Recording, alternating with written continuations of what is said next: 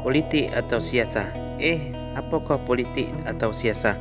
Adakah sama politik masa dulu, masa Bani Umayyah dengan dunia Islam sekarang? Maka dalam klip video ini ada jawab.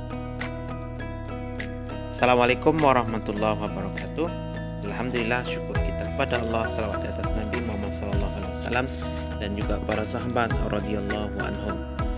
Alhamdulillah, minggu yang ke-13 kita mengaji mengenai politik dan pemerintahan Bani Umayyah dan juga perkembangan Islam pada masa Daulah Bani Umayyah.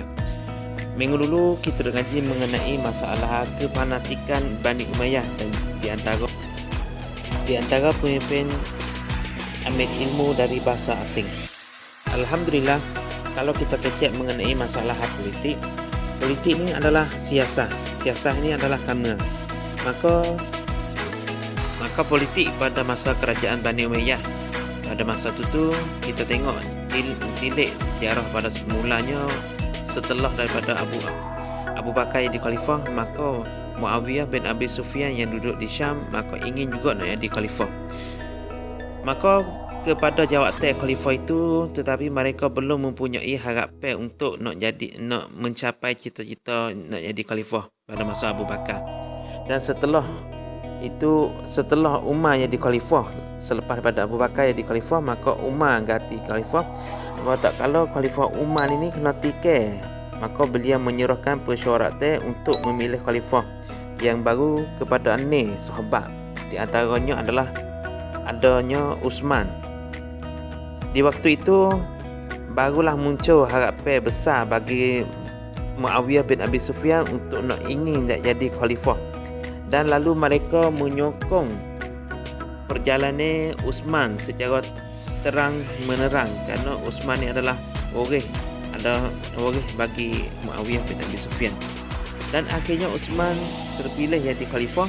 Maka mulalah Muawiyah bin Abi Sufyan yang duduk di Syam tu panggil meletakkan dasar-dasar untuk nak menegakkan khalifah Umayyah atau khalifah Umayyah, sehingga dikatakan bahawa khalifah Umayyah itu pada hakikat telah mula diberikan semenjak mengangkatkan Uthman jadi khalifah pada masa itu pelajar. Dan wahai pelajar, dan pada masa pemerintahan Uthman inilah Muawiyah bin Abi Sufyan mencurahkan segala tenaga untuk memperkuatkan diri dan menyampaikan daerah Syam untuk menjadikan pusat kekuasaan Islam pada masa kedatang. Keluarga Bani Umayyah terdiri atas dua cabang. Di antaranya mereka yang memegang jawatan khalifah itu, cabang yang pertama ialah keluarga daripada Harb Ibnu Umayyah, dan cabang yang kedua adalah keluarga Abu Al-As Ibnu Umayyah. Kebanyakan khalifah-khalifah Bani Umayyah ni adalah berasal daripada cabang yang pertama, iaitu cabang putera Yazid bin Yazid dan cucu Muawiyah sendiri. Adapun khalifah Daulah Bani Umayyah itu adalah 14 orang, sejumlah semua 14 orang memerintah kerajaan Bani Umayyah pada masa itu. Maka pada masa pemerintahannya selamanya 91 tahun dan 4 orang khalifah di antaranya mereka memegang kekuasaan selama 70 tahun. Ada 4 orang khalifah yang memegang kekuasaan 70 tahun pelajar. Mereka itu ialah di antaranya Muawiyah bin Abi Sufyan, yang kedua Abdul Malik bin Marwan, yang ketiga Al-Walid bin Abdul Malik, yang keempat Hisham bin Abdul Malik. Adapun 10 orang yang di khalifah pada masa selamanya 21 tahun. Di antaranya Yazid bin Muawiyah As-Tsani, Marwan bin Al-Hakam, Sulaiman bin Abdul Malik, Umar bin Abdul Aziz, Yazid bin Abdul Malik, Al-Walid bin Yazid bin Abdul Malik, Yazid As-Tsani bin Yazid As-Tsani, Ibrahim bin Walid, dan akhir kali khalifah Marwan bin Muhammad atau digelarkan Marwan Al-Himar.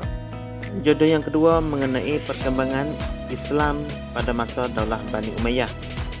Perkembangan agama Islam pada masa pemerintahan Khalifah Ar-Rasyidin dan Daulah Islamiyah telah makin luas, tetapi ke kawasan tersebut belum lagi sampai kepada batasan yang tetap. Sebab di sana dan juga di sini masih terjadi pertikaian di antara daerah-daerah yang berada dalam kekuasaan Islam pada masa Khulafaur Rasyidin itu sendiri. Dan juga pada masa kerajaan Bani Umayyah, Islam secara memperluas dan sangat luas, kerana sikit demi sikit untuk memperluaskan dan juga berdasar untuk nak membukakan atau mendakwah agama Islam. Di antaranya kegiatan pada sambung oleh kerajaan Bani Umayyah seperti berikut. Yang pertamanya membuka di negara seberang sungai. Dan wilayah yang kedua adalah usaha membuka di negeri Cina, pelajar. Dan yang keempat membuka negeri Sandi, negeri Sain. Dan yang keseterusnya adalah membuka negara Andalusia atau di Spain sekarang, di Spanyol. Dan juga akhirnya saya ada satu video, dan video ini adalah tatawar pada masa ke masa mengenai masalah wilayah negara Bani Umayyah sejak daripada Muawiyah bin Abi Sufyan jadi khalifah yang pertama sampai Marwan bin Muhammad atau Marwan al-Himar. Daripada masa kecil jadi keluar memperluas ke masa kerajaan Bani Umayyah keluar. InsyaAllah dalam video ini adalah jawapan dan juga boleh kita tambah wasa dalam video ini.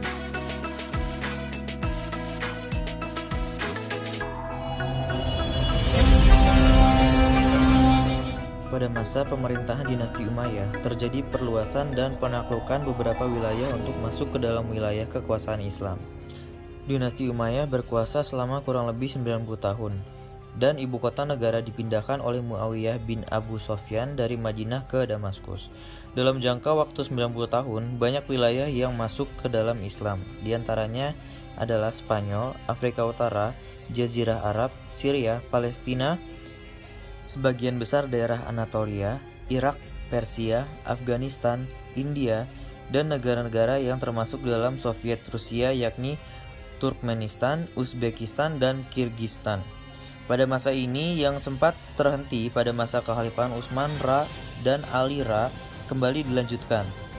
Di antaranya, di sebelah timur Muawiyah berhasil menguasai daerah Khurasan sampai ke Oxus dan Afghanistan dan Kabul. Selain itu, Angkatan Laut juga melakukan serangan dari daerah Bizantium, Konstantinopel. Ekspansi ke timur tersebut kemudian dilanjutkan oleh Abdul Malik. Di daerah barat, ekspansi besar-besaran dilakukan oleh Al-Wahid bin Abdul Malik. Pada masa pemerintahan yang berlangsung kurang lebih 10 tahun ini, tercatat ekspedisi militer dari Afrika menuju wilayah barat daya benua Eropa pada tahun 711 Masehi. Setelah Aljazair dan Maroko dapat ditundukkan, beliau mengirim tentara menyeberangi sungai Oxus dan berhasil menundukkan Balkh, Bukhara, Khawarizm, Fergana, dan Samarkand. Tentaranya juga berhasil menguasai daerah-daerah di India seperti Balochistan, Sindh, dan daerah Punjab sampai ke Multan. Tariq bin Ziyad sebagai pemimpin pasukan Islam dengan pasukannya menyeberangi laut yang memisahkan Maroko dengan benua Eropa dan mendarat di daerah yang sekarang dikenal sebagai nama Gibraltar, Jabal Tariq. Selanjutnya, yang menjadi target ekspansi adalah Spanyol. Dengan cepat ibu kota Spanyol, Cordoba, bisa ditaklukkan. Kemudian menyusul kota-kota lain seperti Seville, Elvira, dan Toledo yang dijadikan sebagai ibu kota Spanyol yang baru ditaklukkan. Kondisi sosial di masa dinasti Umayyah, masyarakat Imperium Arab terbagi menjadi 4 golongan.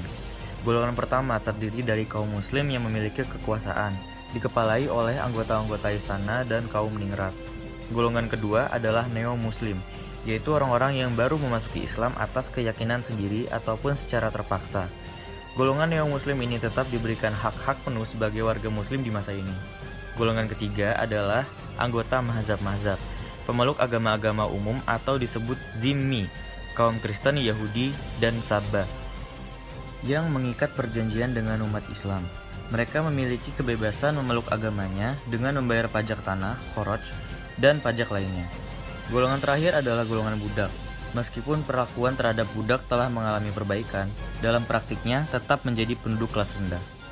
Di samping kebebasan beragama, masyarakat non-muslim juga diberikan hak kebebasan peradilan, hakim, dan hukum. Mereka dibebaskan menggunakan yurisdiksi mereka sebagaimana diatur oleh pemuka agama mereka.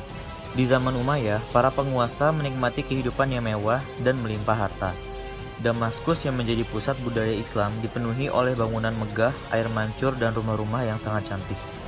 Di bawah penguasaan Yazid pertama, konsumsi anggur menjadi sebuah tradisi, sehingga memperoleh gelar Yazid al-Khumur. Pesta anggur dan pesta musik sangat sering dilakukan di masa kekhalifahan beliau. Permainan dadu dan kartu juga dipraktikkan pada masa ini. Di bidang pemerintahan, budaya Arab pada masa dinasti Umayyah mengalami perubahan dan kemajuan. Perubahan yang besar adalah diubahnya sistem demokrasi dengan sistem monarki, pembentukan dewan-dewan, dan kemajuan di bidang militer. Dibentuknya 5 dewan di pusat pemerintahan Damaskus: Dewan Militer, Dewan Keuangan, Dewan Surat Menyurat, Dewan Pencapan, dan Dewan Pos. Pada masa ini, pusat pemerintahan dan kebudayaan berada di Damaskus yang telah pindah dari kota Madinah. Mengenai sikap dalam berpolitik, Khalifah Muawiyah memberi penghargaan kepada orang-orang yang berjasa dalam perjuangan mencapai puncak kekuasaan. Ia juga memperlakukan dengan baik dan mengambil hati para sahabat terkemuka yang bersikap netral terhadap berbagai kasus yang timbul pada waktu itu, sehingga mereka berpihak kepadanya. Muawiyah membangun kekuatan militer yang terdiri dari 3 angkatan, yaitu darat, laut, dan kepolisian yang tangguh dan loyal. Mereka diberi gaji yang cukup, yaitu sebesar 2 kali lipat dari yang diberikan Khalifah Umar bin Khattab kepada tentaranya. Ketiga angkatan ini bertugas menjaga stabilitas keamanan dalam negeri dan memperluas wilayah kekuasaan. Perkembangan ekonomi pada dinasti Umayyah terlihat dari kepemimpinan beberapa khalifah termasyhur yang berkontribusi besar dengan kebijakan-kebijakannya pada masa pembangunan negara dan bertujuan menciptakan serta meningkatkan taraf hidup masyarakat pada masa itu. Pada masa kepemimpinan Muawiyah, didirikan kantor catatan negara dan merancang pola pengiriman surat melalui pos, al-barid, serta fasilitas pendukungnya. Para tentara juga diberikan gaji tetap atas pekerjaannya. Mengenai kebijakan pajak, Muawiyah membebankan pajak 2,5% dari pendapatan tahunan kaum muslimin. Nilai pajak ini sama dengan nilai pajak penghasilan di masa kini. Pada tahun 694 Masehi, Khalifah Abdul Malik menetapkan pencetakan uang sendiri dengan tulisan Arab di Damaskus sebagai pengganti penggunaan uang Bizantium dan Persia. Akibatnya, masyarakat Arab mulai mengenal sistem perhitungan. Alasan kebijakan ini adalah pihak Romawi meminta untuk menghilangkan kalimat basmalah pada uang-uang yang diberlakukan di masa itu. Khalifah Abdul Malik keberatan dengan permintaan pihak Romawi, sehingga beliau memutuskan untuk mencetak mata uang Islam sendiri dengan tetap mencantumkan kalimat basmalah. Penggunaan kalimat-kalimat Islam dalam bahasa Arab merupakan bagian dari politik nasionalisasi dan Arabisasi yang dilakukan beliau. Di zaman kepemimpinan beliau, terdapat hukuman tazir kepada pihak-pihak yang berani mencetak mata uang sendiri di luar percetakan negara yang resmi. Mengenai pajak dan zakat, Khalifah Abdul Malik membenarkan masyarakat muslim untuk membayar zakat saja. Kebijakan ini membuat masyarakat non-muslim berbondong-bondong memeluk agama Islam agar terhindar dari beban pajak. Akibat kebijakan pajak ini juga, sumber pendapatan negara dari sektor pajak justru defisit.